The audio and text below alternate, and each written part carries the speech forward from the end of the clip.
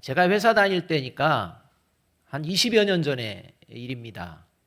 그런데 그 사건이 아주 생생하게 기록나는 이런 일이 있습니다. 20년이 지났지만 여전히 기억나는, 특별히 오늘 본문 말씀을 준비하면서 그대로 떠오르는 사건이 있었는데, 그게 뭐냐면 제가 이제 아침에 출근하려고 차가 있는 곳으로 갔습니다. 그런데 제 차 앞에 다른 차가 일렬로 주차되어서 이제 막고 있는 겁니다. 흔히 있는 그런 일이기 때문에 이제 차를 밀고 나가려고 했는데, 기어를 중립해 놔야 되는데 기아를 파킹에 둔 겁니다. 그래서 아무리 밀어도 밀리지가 않는 것입니다. 그래서 이제 차주에게 연락을 계속 하는데 통화가 안 되는 겁니다. 몇 차례 기다렸다 연락하는데 통화가 안 되니 출근은 해야 되는데 점점 속에서 어떻게 되겠습니까? 열불이 나는 겁니다. 열불이 나는 겁니다. 그렇게 이제 통화해도 안 되는 상황을 거듭 반복하는 그 상황, 나중에 보니까 한 5분 지났어요.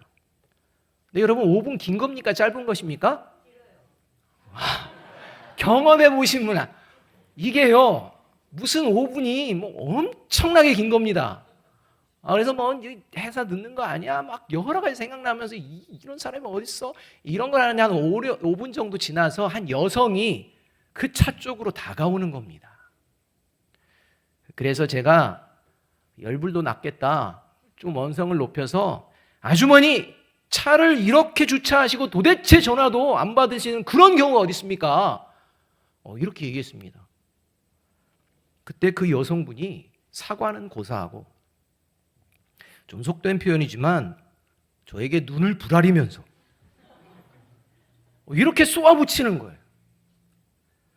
이봐요, 아주머니라니요, 저 미스거든요.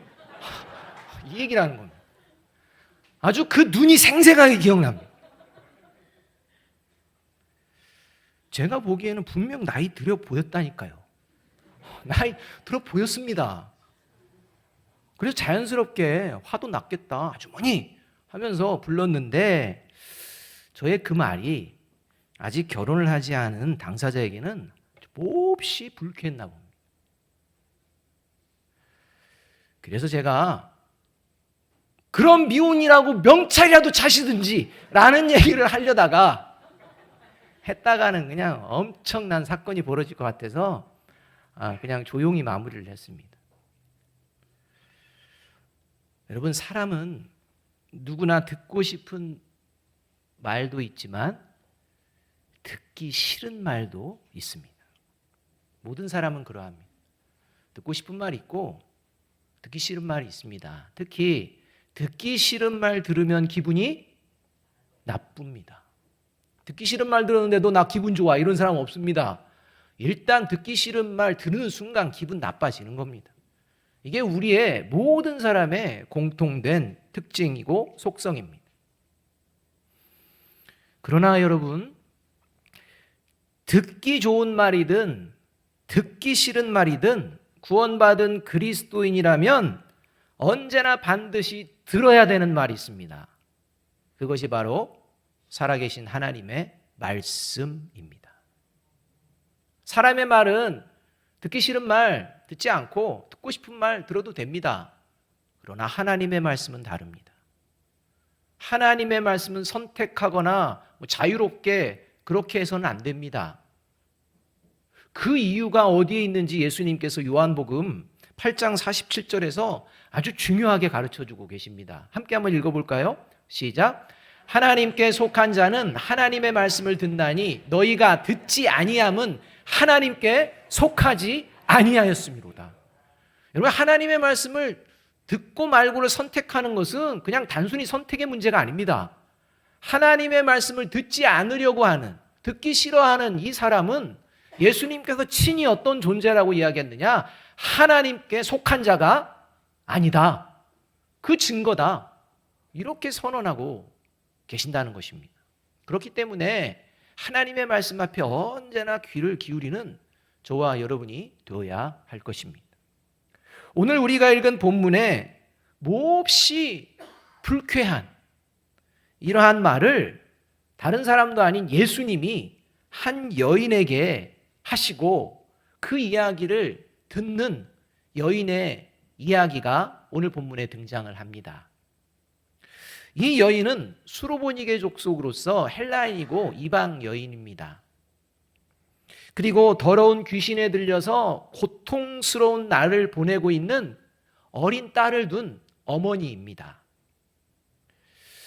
이렇게 고통스러운 딸을 지켜보던 이 여인이 예수님을 찾아와 이제 자신의 딸을 치유해 주시기를 간곡하게 요청할 때 이 가련하고 불쌍한 여인을 예수님은 개에 비유하며 너무나 냉정하고 매몰차게 여인의 요청을 거절합니다.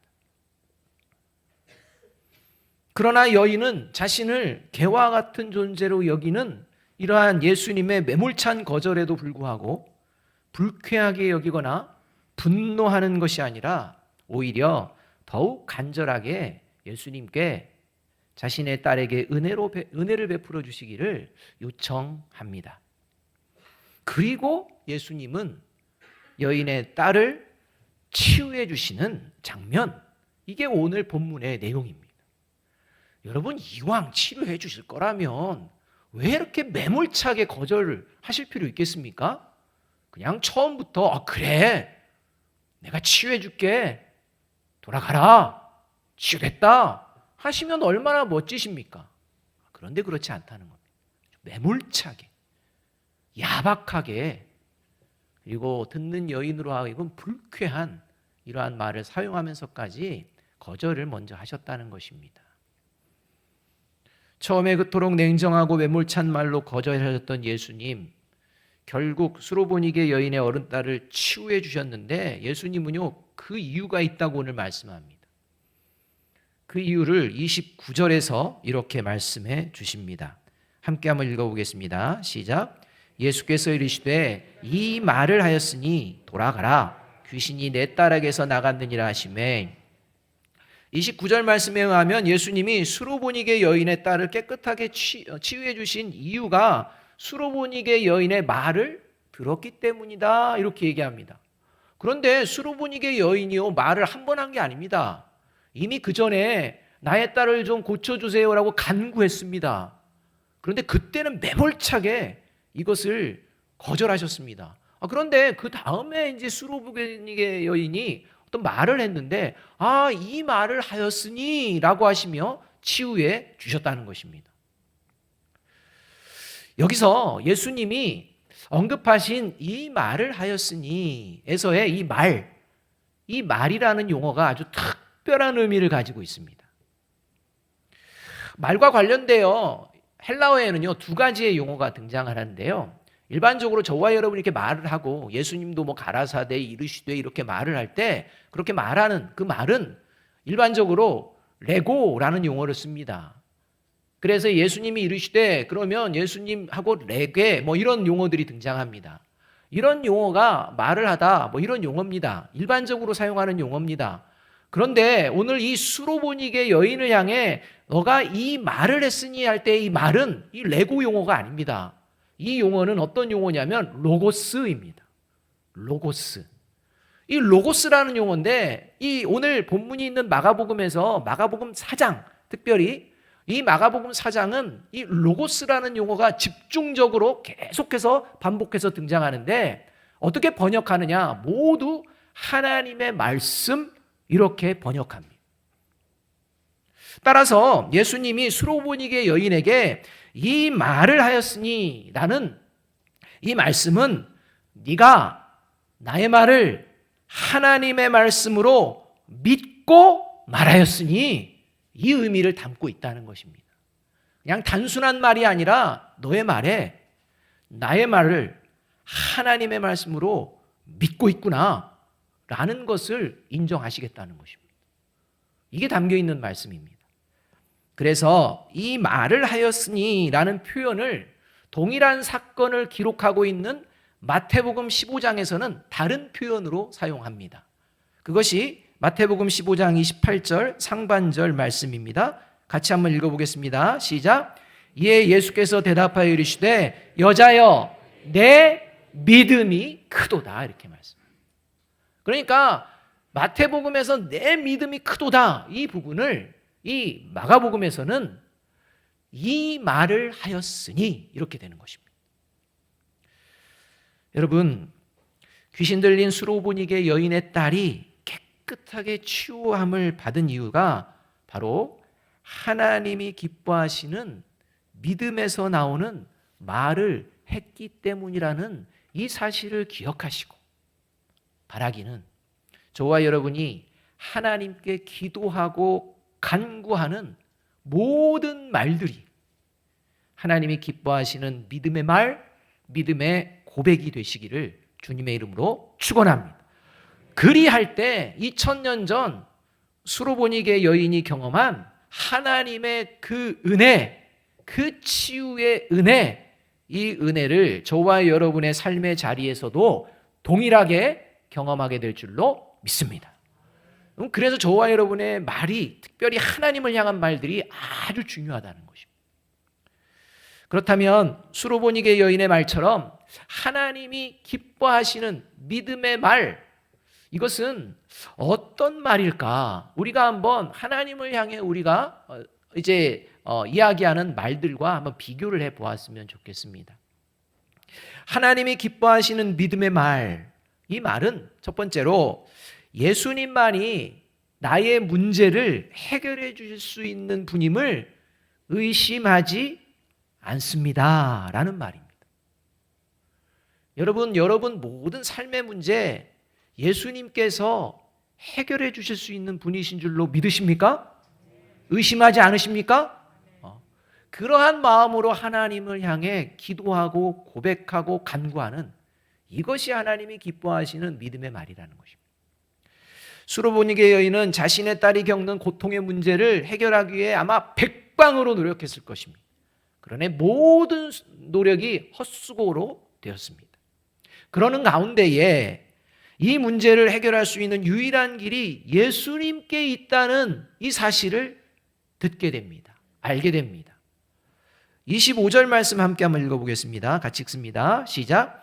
이에 더러운 귀신 들린 어린 딸을 둔 한 여자가 예수의 소문을 듣고 곧 와서 그 발 아래 엎드리니, 25절 말씀에 의하면 수로보게 여인이 이 자신이 겪고 있는, 딸이 겪고 있는 이 문제를 어떻게 해결할까 이 고민하던 가운데에 예수님에 대한 소문을 듣게 됩니다.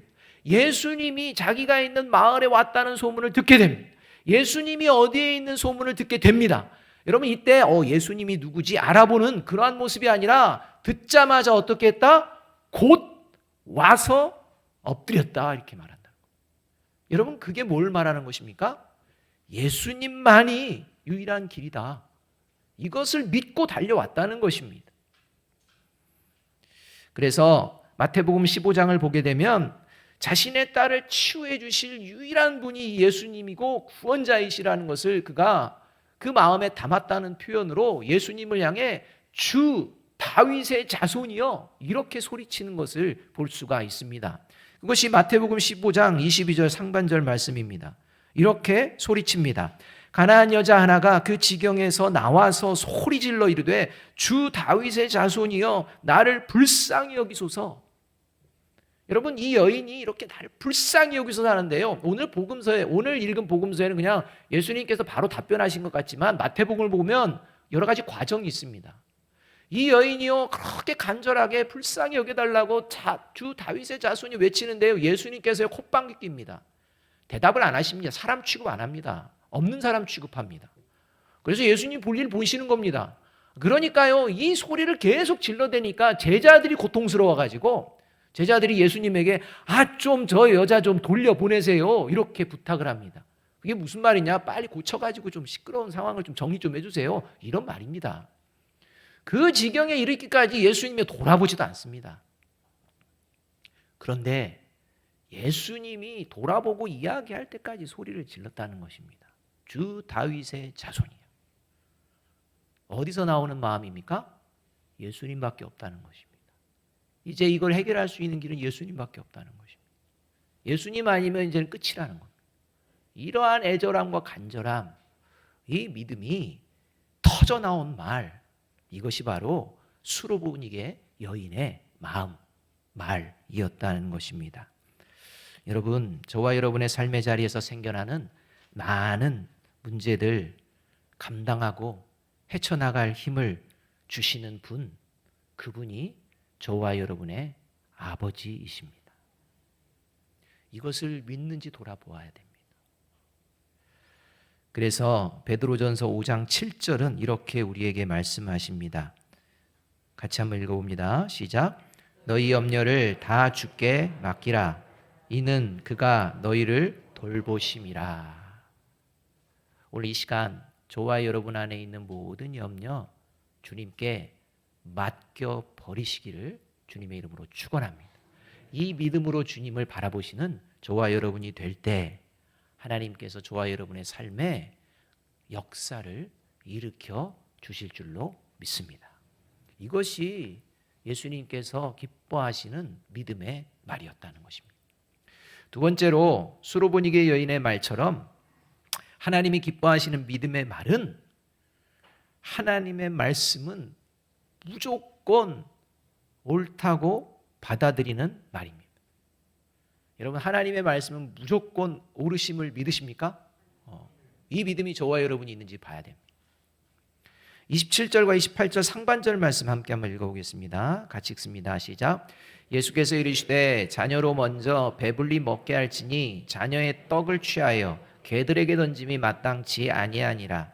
여자가 대답하여 이르되 주여 옳소이다마는. 이 장면은 여인의 요청을 냉정하게 외면하시는 예수님의 말씀을 듣고 수로보니게 여인이 예수님의 말씀 지당하신 말씀입니다. 예수님의 말씀 틀린 게 없습니다. 예수님의 말씀 맞습니다. 당연히 그렇게 말씀하셔도 됩니다. 이렇게 인정하는 것입니다. 받아들이는 장면입니다. 예수님 당시 유대인들은 이방인들을 하나님의 백성이 아닌 존재, 하나님의 은혜에 거할 수 없는 존재, 하나님의 은혜에서 제외된 존재, 이렇게 여기면서 이 이방인들을 폄하합니다. 그런 폄하하는 용어로서 개라는 용어를 사용한다는 것입니다. 이런 상황을 수로보니게 여인이 인정하고 있는 것입니다. 그런데 여러분, 이 수로보니게 여인의 인정함을 통해 예수님께서는 유대인들을 향해 또 이 시대를 살아가는 그리스도인과 교회 공동체를 향해 아주 중요한 질문을 던지고 계신다는 것입니다. 여러분, 유대인들은 처음부터 하나님의 백성이었을까요? 아니었을까요? 여러분 어떻게 생각하십니까? 유대인들은 처음부터 하나님의 백성이었을까요? 아닙니다. 유대인들도 처음에는 하나님의 백성이 아닌 존재였습니다. 하나님의 은혜 안에 거하지 못한 존재였습니다. 이게 성경이 말하는 유대인의 모습들입니다. 모든 인류는 죄를 지었기 때문에 하나님의 자녀, 하나님의 백성이 될 수 있는 자격이라고는 찾아볼 수가 없습니다. 그렇기 때문에 유대인도 처음에는 마찬가지였습니다.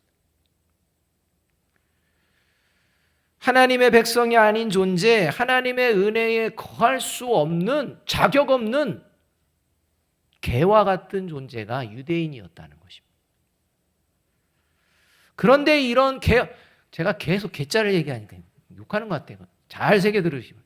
이런 개와 같은 존재를 하나님이 사랑과 은혜를 베풀어 주셔서 비로소 하나님의 백성이 되게 하신 겁니다. 그러나 어느 순간부터 자신들은 처음부터 당연히 하나님의 백성이었다는 착각 속에 살아가며 하나님의 은혜를 잊어버리고 이제 하나님의 말씀을 변질시키고 거부하고 위선을 행하는 이런 자들로 전락하게 되었다는 것입니다. 그러다 결국 예수님께서 오셨음에도 불구하고 그리고 예수님이 공생의 사역을 하시며 다시 하나님의 자녀다운 모습으로 회복시키기 위해서 말씀을 전하시고 바르게 듣도록 경고하시며 회개하도록 3년 동안 기회 주시고 경고하심에도 불구하고 끝내는 예수님의 십자가에 죽이는 악까지도 행했다는 것입니다. 이방인보다도 못한 그런 상황에 지금 유대인들이 있다는 것입니다. 여기에 이제 하나님께서 저와 여러분을 향한 질문도 있다는 것입니다. 여러분, 저와 여러분도 하나님의 백성이 아닌 개였다는 사실을 인정하십니까? 기분 나쁘십니까? 하나님은 저와 여러분을 향해 이사야서에서 이런 존재라고 말씀하십니다. 이사야 41장 14절 말씀, 여러분 한번 들으실 때 어떤 느낌인지 한번 스스로 생각해 보시기 바랍니다.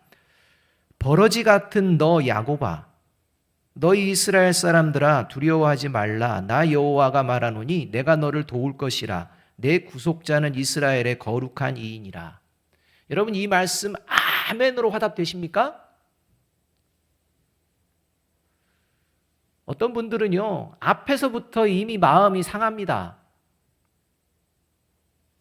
버러지 같은 너 야곱아. 여러분, 저와 여러분을 향해 하나님은 지금 버러지 같은 너 학준아, 버러지 같은 너 누구야? 라고 이야기하고 있다는 것입니다. 이 하나님의 말씀에 저와 여러분은 주여 옳습니다, 인정합니다, 이런 마음입니까? 아니면 버러지는 좀 심하지요, 제가 무슨 버러지입니까? 그래서 마음이 왠지 불편하십니까? 만약 이 말씀을 들으며 이 하나님의 말씀이 거부감이 아니라 주여 옳습니다, 저는 버러지 같은 존재입니다 라고 인정한다면 그가 바로 구원에 이르는 믿음을 가진 그리스도인이라는 것입니다. 이 말이 듣기 싫고 이건 나의 자존심을 상하게 하지라는 그런 말씀으로 와닿는다면 저와 여러분의 믿음은 기초부터가 잘못되어 있다는 것. 왜냐하면 하나님의 말씀은 모두 진리이기 때문입니다. 이 말씀이 옳기 때문입니다. 근데 저와 여러분이 거부를 한다면 저와 여러분이 틀린 것이지 하나님의 말씀이 틀린 게 아닙니다. 그래서 시편 119편 160절은 이렇게 말씀하고 있는 것입니다. 함께 읽어봅니다. 시작. 주님의 말씀은 모두 진리이며 주님의 의로운 규례들은 모두 영원합니다. 수로보니게 여인이 지금 예수님이 말씀하시는 자녀의 떡을 개에게는 주지 않는다라는 이 냉철한 거절의 말씀, 이 말씀을 들으며 수로보니게 여인은 옳습니다라는 것. 하나님의 말씀이 언제나 옳다는 믿음, 이 믿음을 보여내고 있다는 것입니다. 여러분, 하나님의 말씀이 언제나 옳다라는 믿음이 사라지기 시작하면 저와 여러분의 마음에 반드시 교만 그리고 거만한 모습이 젖어들게 됩니다. 사람들을 차별하게 됩니다. 이런 모습이 반드시 등장합니다. 지난주에 얘기했던 권위주의자의 모습으로 살아갑니다. 이게 하나님의 말씀은 무조건 옳다는 이러한 생각이 희미해지고 사라질 때입니다. 바라기는 언제나 어디서나 저와 여러분이 성경을 펼쳐서 읽을 때 그 말씀이 살아계신 하나님의 말씀이요, 이 말씀이 옳습니다 라고 고백하는 저와 여러분이 되기를 주님의 이름으로 축복합니다. 이게 구원받은 그리스도인의 입에서 나오는 이야기들이라는 것입니다.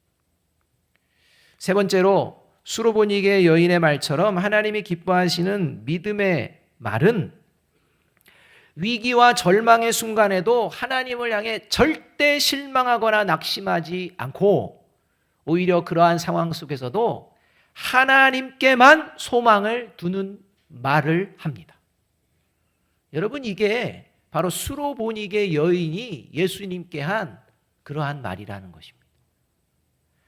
때때로 우리는 상대방의 말을 들을 때 상대방이 말하는 내용을 잘 듣고 그 핵심을 잘 이해하려고 하지 않고 내가 듣고 싶은 대로, 내가 생각하고 싶은 대로, 내 감정대로 듣다가 서로 오해가 생겨나서 큰 문제가 생기는 경우들도 종종 경험을 하게 됩니다. 사람 간의 뿐만 아니라 하나님 간의 관계도 그렇습니다. 하나님의 말씀을 들을 때 너 버러지 같은 자야 하면 기분 되게 나쁩니다. 도대체 하나님이 뭘 말씀하시는지, 왜 이렇게 말씀하시는지 하나님의 크신 뜻이 있을 거야. 이것을 생각하지 않습니다. 그냥 기분 나쁘면 나쁜 겁니다. 만일 수로보니게 여인이 예수님께서 나는 자녀로 먼저 배불리 먹이고자 하지 자녀에게 줄 떡을 개들에게 먼저 줄 생각 없다라는 이런 예수님의 말씀을 들었을 때, 그래, 나는 이방이니까 불가능하구나, 그냥 포기해야겠다, 이렇게 절망하며 그냥 돌아갈 수도 있었습니다. 또 나는 자녀로 먼저 배불리 먹이고자 한다라는 예수님의 말씀을 들으며, 그렇지, 예수님이라는 존재도 역시 다르지가 않구만, 민족주의와 이기주의와 차별의식에 가득 사로잡혀 있어서 그렇게 살아가는 분, 별반 다른 분이 아니구만, 이렇게 여기며 예수님을 그 자리에서 비난할 수도 있고 다른 사람들에게 그 비방의 말들을 쏟아낼 수도 있었을 것입니다. 여러분, 오늘 왜곡된 신학자들이 오늘 본문을 해석할 때 어떻게 해석하냐면, 예수님께서 차별적인 이러한 마음을 가지고 있는 것을 이 여인이 바로 잡아주는 그런 본문이다, 이 여인이 더 뛰어나다, 이렇게까지 해석하는 어처구니 없는 일들도 벌어진다는 것입니다. 그러니까 어떤 마음으로 듣느냐에 따라 이 말씀이 잘못 들으면 예수님도 어쩔 수 없는 존재처럼 여겨질 수 있다는 것입니다. 그러나 수로보니게 여인은 예수님의 말씀이 넌 안 돼, 너는 버린 자야, 이렇게도 안 들었고, 그리고 예수님을 민족주의자나 이기주의자나 차별의식을 가진 그러한 존재, 이런 존재, 그래서 이방인은 철저하게 외면하는 분이 하시는 말이다, 이렇게 받아들이지 않았다는 겁니다. 그 단서를 제공한 예수님의 표현이 두 가지가 있는데, 이 여인은요 그 두 가지를 잘 듣고 붙들었습니다. 그 예수님의 표현이 뭐냐? 첫 번째가 먼저라는 표현이고, 두 번째가 개라는 용어입니다. 수로보니게 여인은 예수님이 먼저 자녀를 배불리 먹이고 라는 말씀을 들으며 무엇을 생각하느냐? 먼저가 있으면 뭐가 있습니까? 그 다음이 있다는 겁니다. 여러분, 먼저가 있으면 그 다음이 있습니다. 여러분, 예수님께서는 하나님의 말씀을 먼저 맡은 유대인들에게 하나님의 사람으로 세우며 그 하나님의 사람들을 통해 이제 이방 땅을 향해 교회 공동체를 세워나갈 계획을 가지고 계신 분입니다. 이게 하나님의 질서입니다. 그래서 지금 예수님께서는 나는 하나님의 질서를 따라 먼저 이 잃어버린 이스라엘 백성들을 다시 살리시고 회복시키고, 그리고 그들이 다시 이제 이방 전역에 하나님의 복음을 전하여 생명을 살리는 이런 일들을 하게 될 것이다 라는 의미를 담고 먼저라는 용어를 사용하시는데, 그 하나님의 질서를 깨닫고 그 하나님의 질서를 받아들일 수 있는 지혜가 이 여인에게 있었다는 것입니다. 먼저 그 다음이 있구나, 이렇게 생각하는 것입니다. 그리고 예수님께서 자녀들의 떡을 취하여 개들에게 던짐이 마땅하지 아니하다 말씀할 때, 이 개라는 용어, 예수님이 사용하시는 이 용어가 그냥 아무렇게나 사용하는 것이 아니라 주의 깊게 사려 깊게 사용하신다는 것을 깨달았다는 것입니다. 성경에 나오는 개라는 용어는요 두 가지가 있습니다. 하나는 부정적인 의미로 사용합니다. 모든 개라는 용어는 다 거의 다 부정적입니다. 그래서 이 개라는 용어에 담겨있는 의미는 난폭하고 사나운 들개와 같은 탐욕스러운 자, 특히 빌립보서 3장 2절 같은 경우에는 행악자들을 개로 비유하는 이러한 것들을 볼 수가 있습니다. 이게 성경에서 말하는 대다수의 개라는 표현입니다. 악한 자입니다. 제멋대로 하는, 자기 욕심만 채우는 이것을 표현합니다. 그런데 오늘 이 수로보니게 여인과 관련된 사건이 담긴 본문 마태복음과 마가복음은 이 용어를 사용하지 않습니다. 번역은 똑같은데 이 용어가 아닙니다. 이 수로보니게 여인과 관련되어 사용되어진 용어는 사납고 악한 모습의 용어로 제멋대로 사용하는, 행동하는 이 개에 대한 용어가 아니라 집에서 주인을 잘 따르는, 집에서 키우는 개, 그 개와 관련된 용어입니다. 이 본문 외에 사용된 데가 없습니다. 그래서 수로보니게 여인은 너는 쓸모없는 존재야, 너는 버려진 존재야, 이게 아니라 집안에 있는 개를 생각하는 것입니다. 주인을 따르는 개를 생각하는 것입니다.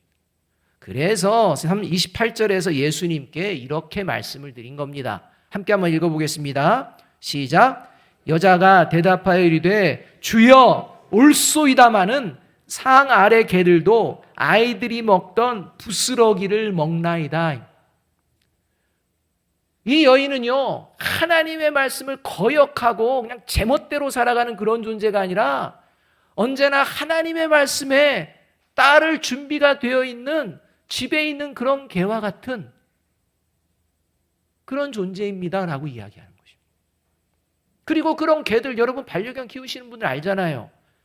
가족들이 식탁에 딱 맛있는 음식 딱 갖다 놓으면 그 개 어떻게 합니까? 잡니까? 바로 식탁 밑으로 달려옵니다.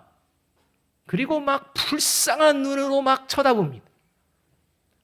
경험해 보신 분들은 어떤 상황인지 아실 겁니다.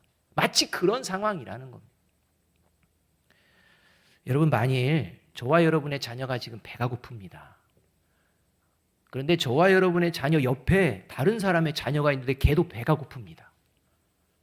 자녀들이 있는데 다 배고픕니다. 근데 우리 자녀가 있습니다. 그리고 마치 저와 여러분에게 빵이 좀 있습니다. 그럼 그 빵 누구에게 먼저 주실까요? 잘 대답하셔야 됩니다. 여러분, 그 빵 누구에게 먼저 주십니까? 자, 자녀들이 배고픕니다. 다른 사람의 자녀가 배고픕니다. 우리가 빵을 좀 가지고 있습니다. 누구에게 먼저 주십니까? 나는 휴머니즘을 가지고 있어서 다른 자녀에게 먼저. 여러분, 이상한 분입니다. 빵이 있으면요, 내 자녀에게 먼저 줍니다. 그러면 그럴 때 옆에 있는 다른 집 아이가 저와 여러분을 향해 울고 불면서 왜 나에게 먼저 안 주고 이 아이한테 먼저 주냐고 항의를 할까요, 안 할까요? 안 합니다. 왜냐하면 내 부모가 아닌 줄 알기 때문입니다. 그러나 항의는 안 하지만 어떠한 표정을 지을까요? 불쌍한 표정을 지을 것입니다. 그러면 여러분, 저와 여러분이 가지고 있는 빵, 자녀를 주면서 이 불쌍하게 쳐다보는 아이를 볼 때 어떻게 하시렵니까? 둘 중에 하나입니다. 모른 채 하고 다 먹어 너. 이렇게 하는 분이 있을 것이고, 어떤 분은 그걸 보며 야, 좀 일부를 주자 해가지고 좀 뜯어서 그나마 그래도 이거라도 먹어라 하는 분도 있다는 것입니다.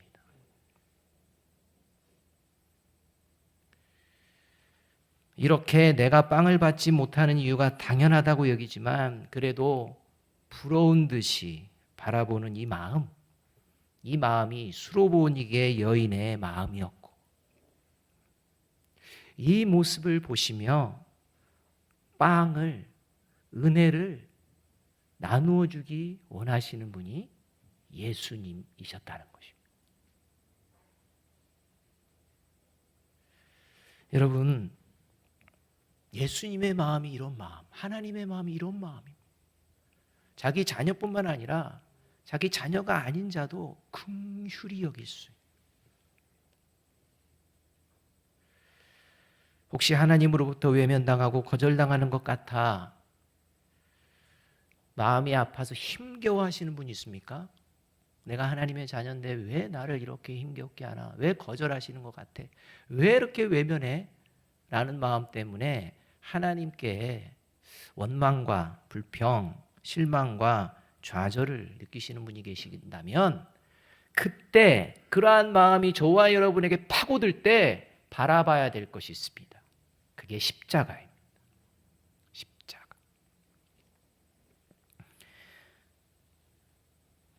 여러분, 그 누구보다도 하나님께 가장 큰 외면과 거절을 당하신 예수님이 십자가를 보면 보이실 겁니다. 그리고 그 거절과 외면이 얼마나 어려우셨으면, 힘들었으면 나의 하나님 나의 하나님 어찌하여 나를 버리셨나이까라는 예수님의 목소리도 들으실 수 있을 것입니다.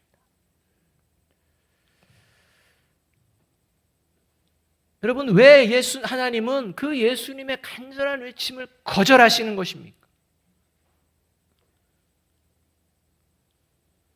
하나님은 예수님을 철저하게 외면하시고 그의 부르짖음을 거절하시는 이유, 우리는 너무나도 잘 알고 있지 않습니까? 개와 같았던 버러지와 같았던 저와 여러분을 하나님의 사랑하는 자녀 삼기 위한 유일한 길이었기 때문입니다. 그런 저와 여러분, 자기 아들을 내어주시는 하나님께서 저와 여러분을 외면하시고 거절하시겠습니까?